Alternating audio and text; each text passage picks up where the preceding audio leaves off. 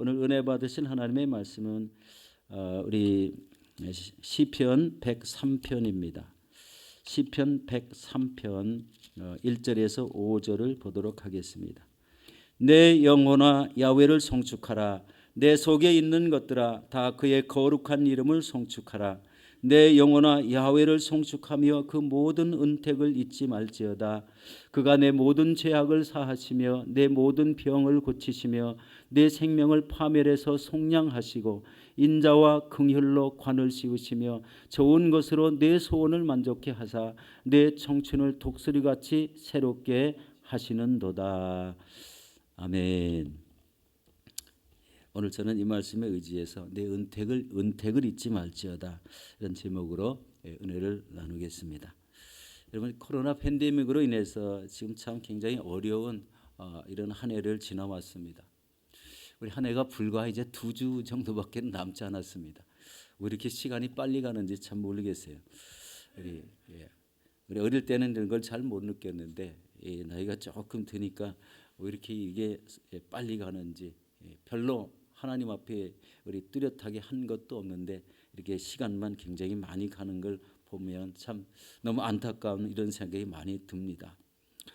그런데 한 해를 돌아보면 역시 한 해 동안도 우리를 돌봐주시고 우리를 지켜주신 하나님의 은혜가 생각이 납니다. 오늘 본문에도 이런 은혜에 대해서 우리 1절에 이렇게 얘기합니다. 내 영혼아 야훼를 송축하라. 그리고 이 시편의 103편의 맨 끝절인 22절에도 맨 끝에 너희여 야훼를 송축하라. 내 영혼아 야훼를 송축하라. 그래서 하나님을 송축하라, 찬양하라는 이런 말로 우리 시작과 끝을 맺고 있는 이런 시편입니다. 그리고 2절에 보니까 내 은택에 대한 이야기가 나옵니다. 이 은택이란 말은요, 지금까지 지내온 동안 하나님께서 베풀어 주셨던 은혜를 모아서 은택이라고 합니다. 우리는 여러분 하나님의 은혜가 없이는 살 수가 없습니다. 하나님이 우리를 붙들어 주시지 않으면 우리는 언제든지 죄를 짓게 되고 그리고 삶의 방향이 흐트러질 수 있다는 것을 우리 생각해 보게 됩니다. 바로 이런 모습이 우리 인간의 모습이고 가장 연약한 모습이 아닌가 생각해 보기도 합니다. 이 하나님은 우리 매년마다 매 시간마다 지켜주시고 은혜를 부어주시며 그 은혜 가운데 살고 있는데도 불구하고 이렇게 하나님 앞에 깊이 감사드리지 못하고 그런 은혜 가운데 더 큰 하나님의 그 역사를 이루는 귀한 삶이 이루어지지 않는 걸 보면 역시 인간의 본성은 금방 이렇게 변화되지 않는다는 것을 보게 됩니다. 우리 하나님이 은혜를 가장 많이 베풀어 주신 것이 무엇일까요? 그것은 역시 우리의 죄를 사하여 주시는 겁니다. 우리 시편 103편 3절에 우리 상반절에 이렇게 말합니다. 그가 내 모든 죄악을 사하셨다. 이렇게 말씀합니다. 여러분, 인간은 죄 가운데 태어나고 죄 가운데 살아갑니다. 그래서 하나님은 의인이 없나니 하나도 없다 이렇게 표현했습니다. 이 세상의 모든 사람들을 바라볼 때 의인이 없다, 하나도 없다고 이렇게 표현을 했습니다. 제가 아주 어릴 때는 잘 기억이 잘 나지 않습니다. 그런데 어릴 때 생각나는 제가요, 남의 수박밭에 가 수박을 따먹은 그게 기억이 납니다. 제가 어릴 때 골목대장 역할을 좀 많이 했습니다. 그래서 대여섯 명과 함께 수박이 이렇게 농사가 잘 지어진 그런 밭에 이제 모의를 하고 어떻게 하면 저 수박을 따먹느냐, 우리 한 사람이 제안을 했습니다. 여러분 갈립 아시죠? 갈립을 이렇게 모자로 만들어 가지고 모자 머리를 뒤집어 쓰고 그리고 이렇게 기어가는 거예요. 옛날 우리 군대 생활에서 낮은 포복이라고 하는데요. 무릎으로 이렇게 막 팔 뒤꿈치에서 살살 기어가 가지고 수박을 한참 따고 있는데요. 저기서 우리를 아주 좀 지켜보던 이런 사람이 있었습니다. 우리 많은 아이들이 모여 있는 그런 곳인데 우리 이상하게 사람이 움직이는 게 아니라 뭐가 이렇게 움직인다고 이렇게 그것을 이제 보고서 막 이렇게 소리를 지르는데요. 뭐라고 소리 지르냐면 야 나무를 쓴 모자가 움직인다 막 이렇게 소리를 지르는 거예요. 이놈들 막 이렇게 그런 이야기가 막 지금도 들리는 것 같습니다. 그 사람들이 막 우리를 잡으러 오는데요. 우리는 너무 깜짝 놀라서 수박을 다 딴 채 망가뜨려 놓은 채 노루같이 펄쩍펄쩍 뛰며 도망친 그런 기억이 납니다. 그때는요 그게 죄인 줄 모르고요. 그냥 그냥 재미로 그랬던 것 같아요. 물론 양심의 가책은 많이 느꼈지만 그 뭐랍니까 그 군중 심리, 야 우리 한번 해볼까 하는 이런 군중 심리 때문에 그런 죄를 졌던 것이 많이 생각이 납니다. 그런 것이 한두 번이 아니죠. 우리 복숭아밭에 가서 복숭아 따먹은 적도 있고, 콩밭을 지나가다가 그 잘 여물은 콩을 꺾어서 불을 피워놓고 여럿이 둘러앉아 콩을 까먹는 그런 때도 있었습니다. 시골에서 일어나는 그런 일이죠. 여러분 이렇게 지나온 발자취를 이렇게 돌아보면요, 무슨 생각이에요? 찬송가 가사같이 걸음마다 자욱마다 다 죄뿐이다라는 이런 생각을 하게 됩니다. 이런 죄악을 여러분 생각날 때마다 회개할 수밖에 없다는 것을 우리 생각합니다. 하나님 앞에 가려면 우리 깨끗한 영혼을 원하시는 하나님이신데 이런 죄를 낱낱이 고백하고 주님의 보혈을 의지해서 우리 용서함을 베풀어 달라고 이렇게 회개하는 이런 삶이 될 수밖에 없습니다. 우리 요한일서 1장 9절에 보면 만일 우리가 죄를 자복하면 그는 미쁘시고 의로우사 우리의 죄를 사하시며 우리를 모든 불의에서 깨끗게 하실 것이라고 말씀하고 있습니다.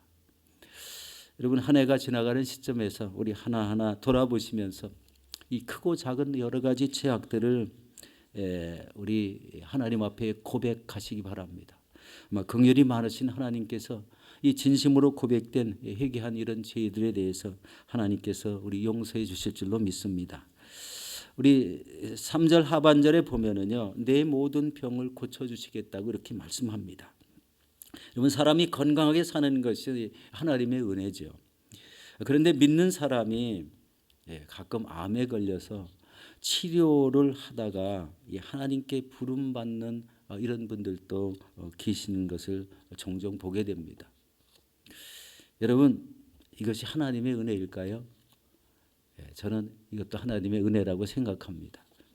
왜 그러냐면 이 땅에서의 긴 병으로 수많은 세월을 고통 중에 사는 것을 안타깝게 여겨서 하나님은 바로 그런 분들을 천국으로 옮겨서 그 병마의 고통에서 해방되고 또 기쁨과 평안을 누리게 살게 하시는 게 아닌가 이렇게 생각을 해보았습니다.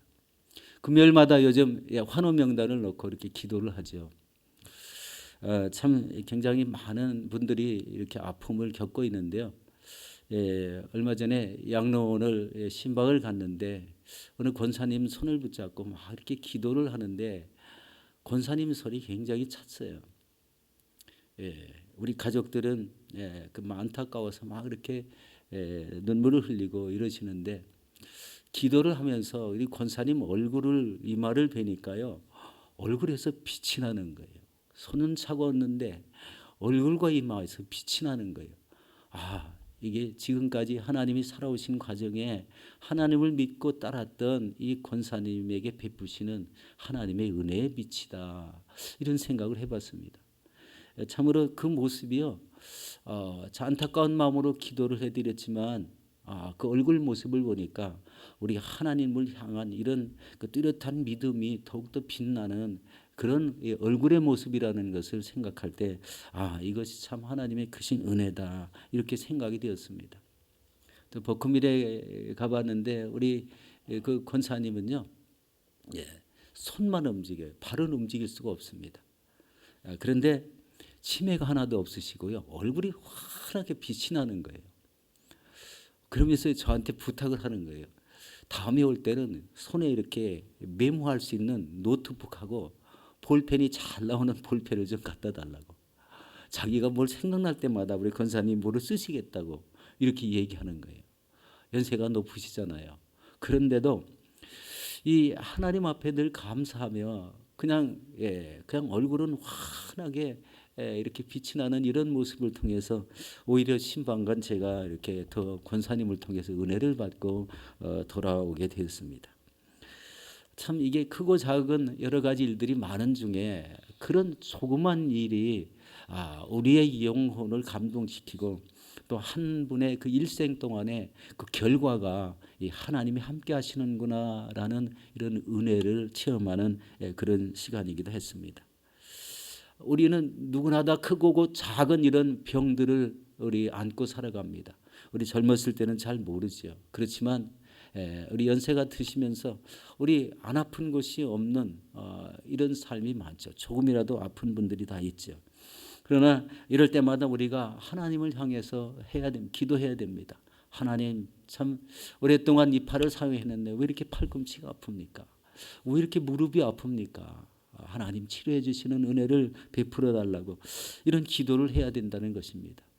그게요, 하나님을 믿는 사람들이 하나님을 의지하는 태도에서 나오게 되는 거죠. 물론 모든 우리 병에 고치는 약이나 의료 시설들이 점점 좋아져 가고 있지만 그럼에도 불구하고 우리 삶에서 아픔을 겪지 않은 이런 사람들이 없다는 거예요. 특별히 이런 암으로 인해서 고통을 당하는 환우들 참 너무 안타깝죠. 예. 어제도 우리 오래전에 다녔던 성도님이 이제 하관 예배를 마쳤습니다. 그분은 우리 교회에 호주에 이민 오신 지가 22년 되신 분인데 오자마자 저희 교회로 오셔가지고요 2부 성가대를 하셨어요. 제가 2부 성가대를 담당할 때인데 열심히 2부 성가대 하시고 저 리드콤 지역에서 구역장님을 하셨던 그런 가정입니다. 참 너무나 안타까운 것은 너무나 이분은 또 60대 초반에 우리 젊은 나이에 하나님께서 이렇게 불러 가셨어요. 참 이것도 하나님의 은혜라고 생각되지만 오열하는 이런 가족들의 그 우는 모습을 보고 참 마음이 많이 아팠습니다. 왜 치료해 주시지 않았을까? 왜 저 암의 고통을 이기지 못했을까? 이런 많은 질문도 해봤습니다. 여러분 심령에 우리 아픈 부분이 있습니까? 하나님 앞에 내어놓고 기도하시기 바랍니다. 하나님은 치료하시는 하나님이십니다. 그다음에 우리 시편 우리 103편 4절에 보면 우리의 생명을 파멸해서 건져 주시는 은택이 있습니다. 우리 누가복음 15장에 보면 탕자의 비유가 나오죠. 여러분 둘째 아들은요. 만약에 아버지와 같이 계속 살았으면 어떤 일이 있었을까 한번 생각해 봤습니다.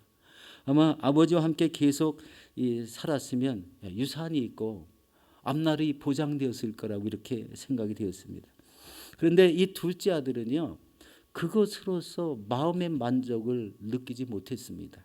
그래서 어떻게 했습니까? 그것이 만족되지 않으니까 그는 세상에 눈을 돌려서 향락을 원했습니다. 자기가 원하는 대로 한번 살아보고 싶었습니다.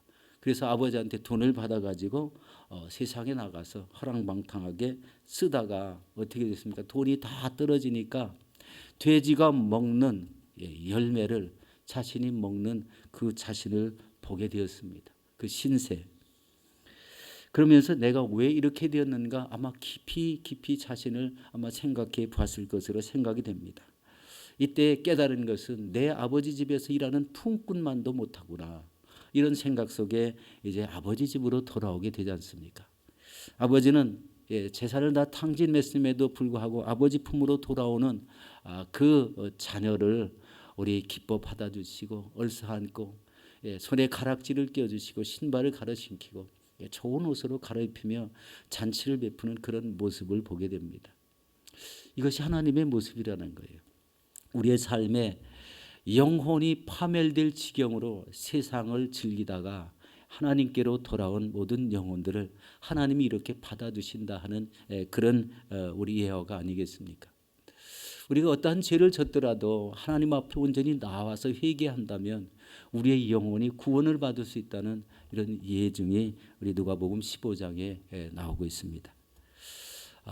세상 것을 취하고 살다가 우리 하나님께 돌아오는 이런 사람들 바로 우리의 모습들이 아니겠습니까? 너나 할 것 없이 세상의 향락에 취하다가 자신의 죄를 뉘우치는 사람에게 이렇게 하나님이 품으로 돌아오는 이런 귀한 은혜가 있다는 것.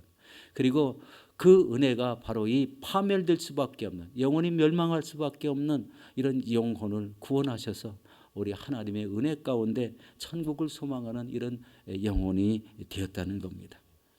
바로 이런 모습 속에 우리 인자와 긍휼로 관을 씌워 주시는 그런 은혜가 있다는 것. 인자라는 뜻은 헤세드, 우리 하나님의 사랑을 말하고, 이 긍휼이란 뜻은 우리 자궁이라는 뜻이 있습니다. 아이를 임신한 우리 여인이 자기 자녀를 쓰다듬으면서 그 잠잠히 사랑하는 그 참된 사랑을 말하는 거죠. 하나님은 바로 이런 인자와 긍휼로 관을 씌우시는 그런 모습을 보게 됩니다. 우리가 범죄했을 때 하나님 앞에 돌아와야 되는 것은 바로 우리 영혼 때문입니다. 우리 영혼을 지으신 하나님, 우리 영혼을 그 파멸에서 구원코자 하시는 그 은혜가 있다는 것입니다. 우리 마지막으로 우리 5절을 보니까 이렇게 말씀합니다. 좋은 것으로 내 소원을 만족해 하사 내 청춘을 독수리같이 새롭게 하시는도다. 여기서 내 소원은요, 우리 몸에 필요한 모든 욕구를 우리 좋은 것으로 채워주신다라는 그런 의미입니다. 이처럼 만족스러운 축복으로 인해서 우리 독수리같이 더욱더 힘있게 새롭게 살아가게 할 것을 이렇게 말씀하는 그런 내용이죠. 그런데 여기서 중요한 것은 내 소원이 중요한 것이 아니라 좋은 것에 있다는 거예요. 하나님은 우리 삶 속에 우리의 필요를 따라서 가장 좋은 것, 가장 최선의 것을 공급하시면서 우리의 영혼을 만족케 하신다는 겁니다. 그게 하나님이 우리에게 베푸시는 은혜입니다. 우리 시편 103편은 이 다윗의 시로 되어 있습니다. 다윗은 아마 인생 거의 말년에 하나님이 이렇게 베풀어 주셨던 그 은혜를 생각하면서 하나님을 송축하며 이 시를 우리 지었다고 되어 있습니다. 바로 우리도 마찬가지인 것 같아요. 우리의 삶이 이제 옛날부터 우리 지내왔던 모든 삶을 돌아보며 이때는 내가 왜 이랬을까?